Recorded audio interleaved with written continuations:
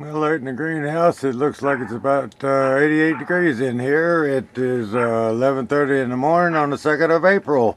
I started my seeds on, I believe, the 21st of March.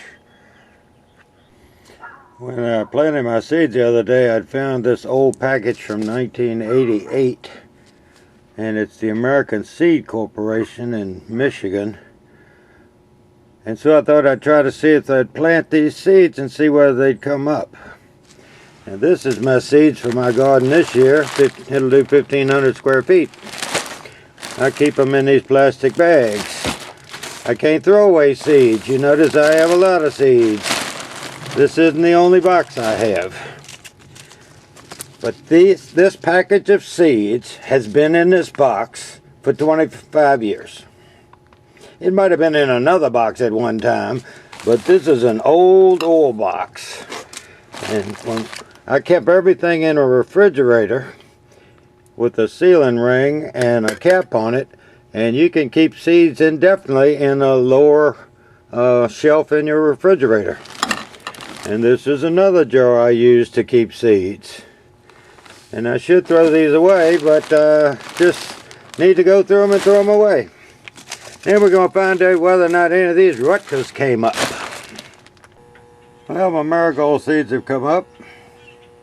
These tomato seeds here have come up. Those have come up. Those have come up. I don't need a whole lot of these because we're not going to have 43 plants in the garden this year. If you look really closely right there, you can see the peppers are coming up. And the nice thing about having this sphagnum moss on top of it, see, you can look at that and tell it needs water. That one doesn't need water, neither does that one. It's wet. I put a little bit of water in here every 2 or 3 days just to have a little bit of moisture. I don't have the cover on these anymore because the seeds are up. The problem right now is these seeds need some fertilizer. And this all-purpose fertilizer is a great thing to use. But these are baby little seeds, and they can't stand strong fertilizer. Here's my spray bottle. It holds 32 ounces. See that little spoon right there? If I can get my body out the way. That is a tiny little baby teaspoon that you would feed them. There's my finger. You see how small that thing is? You see how much Miracle-Gro is in that little teeny thing? That's going to go in this quart bottle. That's all they need. They don't need the full strength. Once they get stronger and bigger, they'll need full strength. But right now, they have gotten to this point with the energy that's in that seed and the sunlight and a little moisture. But the seed starter mix is inert. It doesn't have any fertilizer or anything in it. There's a little limestone in it to counteract the pH of the acid from the sphagnum moss that's in it. But there's nothing for these to live on. So they got to have something to live on. And when I spray this pot and all the rest of these, it will be with a very reduced amount of Miracle-Gro. Hopefully I can pick this up without spilling it. So I'm going to put that little bit in that quart jar, and that's all I will do.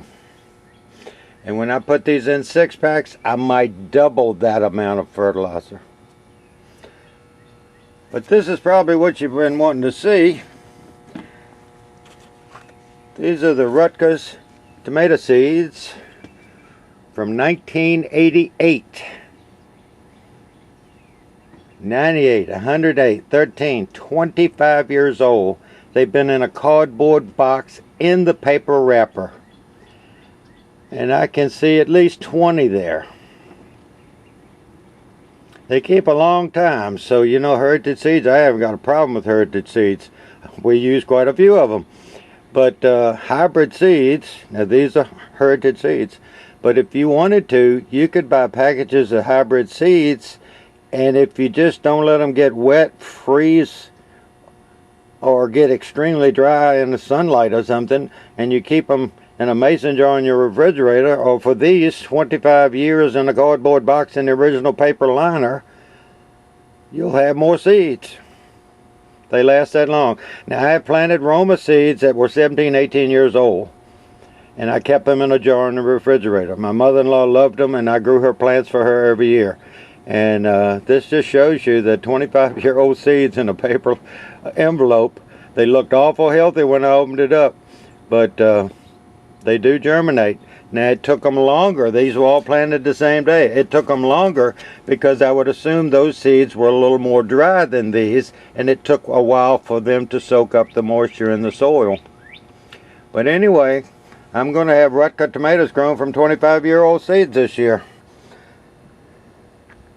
I put that little bit of Miracle Grow in here, and you could not tell there's anything in there. It looks like water because you don't need a lot.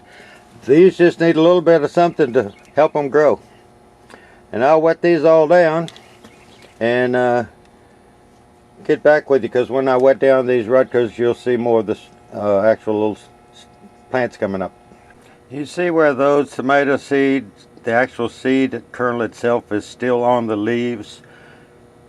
If they're on the very end of the leaf and the leaf is real long, like longer than those, you can sometimes, like right here, you can take the end of it and barely touch it and it'll pop off. If it is like that, close to the seed head, see that little leaf right there? It's barely trying to get out of it. If you mess with that right now, you will break that leaf off and it's just a throwaway. These little ones like this, they'll come off. The best thing you can do to get rid of these little ends is just spray them. When you water your plants, I spray mist all this. It softens that seed shell, and the leaf will actually pull out of it and it'll fall to the ground.